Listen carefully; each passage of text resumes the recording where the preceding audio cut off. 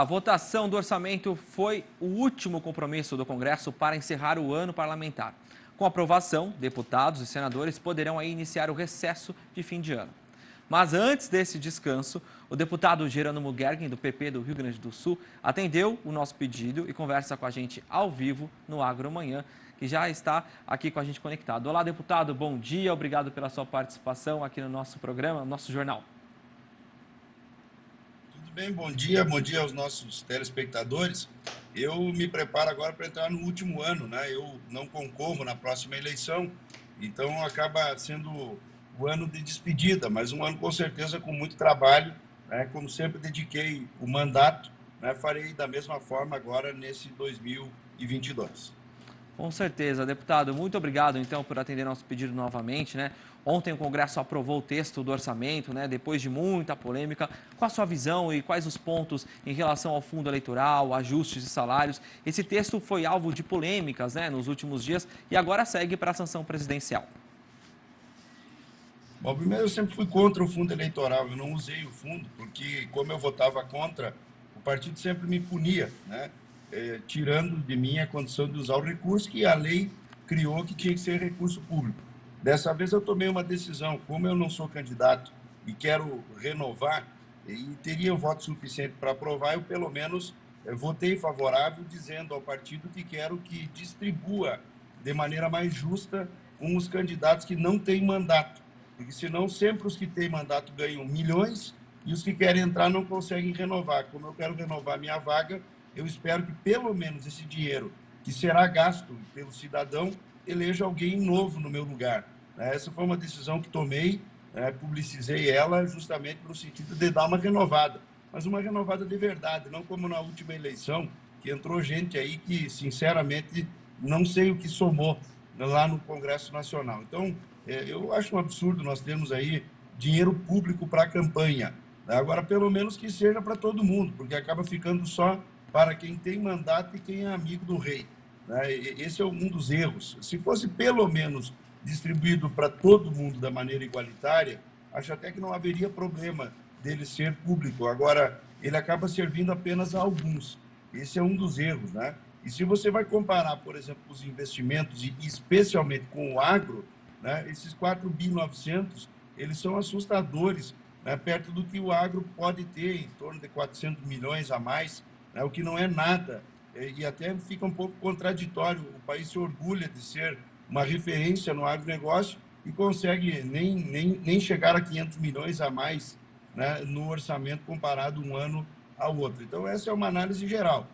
Nós temos a necessidade de ajudar as pessoas carentes, estamos vivendo ainda uma pandemia, mas também não vejo uma preocupação da saída dessas pessoas dessa situação mais difícil. O Brasil ele se preocupa em dar a bolsa, mas não em dar o trabalho, a retomada do emprego. Essa é uma análise muito clara. Nós vamos ficando cada vez mais dependentes dessas bolsas e muitos que ganham preferem ficar com a bolsa do que propriamente com o trabalho.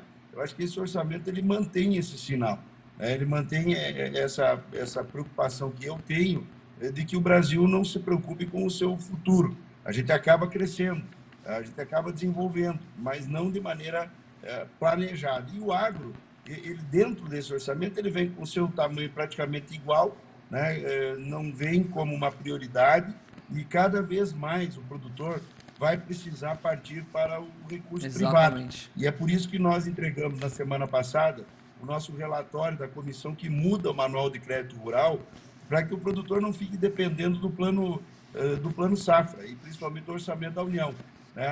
A mesma coisa a sanidade. Os recursos para a sanidade são longe de serem os ideais. Nós conseguimos aprovar esse ano na Comissão da Agricultura a criação do Fundo de Defesa Sanitária, para que a gente possa avançar não Com dependendo do certeza. orçamento. Não, com certeza. Eu queria até enfatizar um pouco mais a questão da agricultura, né? Porque o montante aí do orçamento para a agricultura, ao seu ponto de vista, deixou a desejar, né, deputado? Né? De que forma, então, o AFPA, né, os deputados podem trabalhar nesse sentido e quais pontos aí podem ficar de fora, né, por exemplo, num plano safra, né, numa questão em relação ao orçamento? É importante lembrar que a FPA trabalhou, todos nós trabalhamos, mas o orçamento da agricultura, historicamente, sempre é muito pequeno. né? E ainda tem o contingenciamento.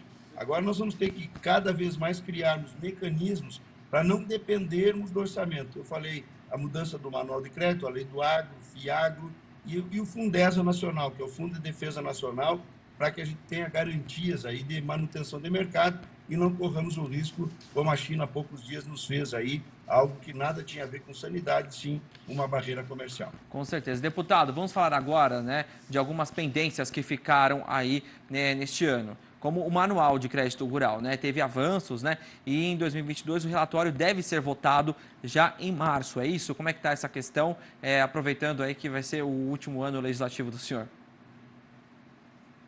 Nós apresentamos 2 projetos de lei alterando isso, né, alterando regras que cabem por alteração legislativa e outras que são propostas que foram já encaminhadas ao Banco Central, ao Ministério da Economia, ao Ministério da Agricultura. O relatório deve ser votado em março e como nós já estamos encaminhando essas propostas agora, já deixamos marcado uma agenda no início de março, chamando esses órgãos, né, para que nos apresentem aquilo que encaram como possível mudança do nosso relatório.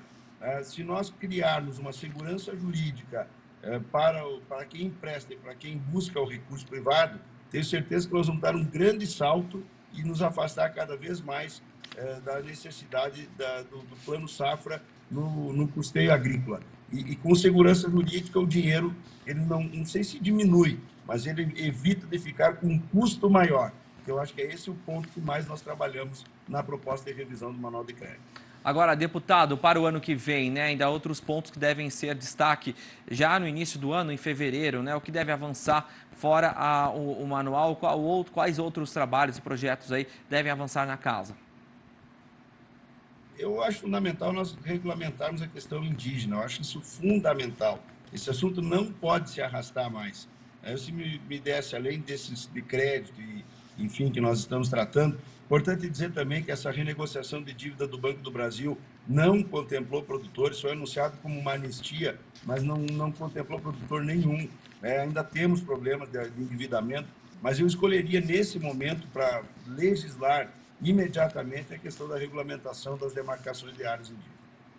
Agora, deputado, 2022 será um ano eleitoral, isso deve atrapalhar de alguma forma as votações e tramitações de projetos importantes lá na casa? Vai atrapalhar, infelizmente, como acontece todo ano. Por isso que não adianta nós, da bancada do agro, escolhermos muitas pautas. É fundamental que a gente escolha algumas e resolva no primeiro semestre. E depois vai ser campanha e a gente sabe que não é fácil aprovar nada lá no Congresso Nacional. Agora, deputado, para finalizar a nossa entrevista, né, foi um ano muito positivo para o agro, né, mas tivemos aí de encarar aumentos nos custos de produção, problemas, né, climáticos, até mesmo logísticos. Quais os desafios para 2022 que ainda devem ser superados? Nós no Sul ainda temos esse problema climático nesse momento, né? Lamentavelmente a chuva está longe de ser adequada. Me preocupa muito a questão do custo de produção, que é elevadíssimo, né? E eu sempre tenho dito, o produtor precisa ter atenção. É no momento de bonança que as coisas se dificultam, porque não trabalhamos o problema estrutural. Eu me preocupo com isso. A gente fechar um ano, né, que vem de um ano muito positivo passado, e que agora já teve uma elevação exorbitante, que isso não vire perda, não vire uma retomada de endividamento, né? E a gente resolva gargalos importantes como a falta de fertilizantes e outros pontos para outra safra, né? Que a gente já comece a pensar na safra seguinte, né? Dentro de uma visão de planejamento que o Brasil precisa ter e que, no meu ponto de vista, ainda não tem. Eu sei que eu disse para o senhor que a gente ia encerrar, mas a última questão em relação aos fertilizantes, como o senhor pontuou, tem alguma estratégia já que a FPA já está pensando nesse sentido? Eu acho que o Brasil tem que estimular realmente a nós termos a nossa produção. Agora, com a caída da Lei Candir, ainda nós vamos ter uma elevação de custo que começa já em 1%, chegando até 4%, onde dito foi que seria para estimular a indústria nacional. Eu espero que pelo menos estimule a indústria nacional. Imagina que a nossa luta agora nos últimos dias foi para tentar, para a única empresa que produz ureia aqui no Brasil, não ficasse sem gás a partir de 1º de janeiro para poder produzir ureia. Nós somos dependentes da importação, temos uma indústria e ainda estavam querendo atrapalhar para que ela pudesse produzir, né? Conseguimos superar isso, mas eu espero que realmente esse aumento do ICMS seja para o estímulo da indústria nacional. Tá certo, deputado, muito obrigado pela sua participação, agradeço, sempre muito solícito aqui com o pessoal do Terra Viva, do AgroMais também. Um excelente fim de ano para o senhor, um excelente Natal para o senhor e sua família e que 2022 seja frutífero e produtivo também. Um abraço, até a próxima. É sempre um prazer muito grande, um Feliz Natal e um ótimo Ano Novo para todos. Valeu, deputado, para o senhor também.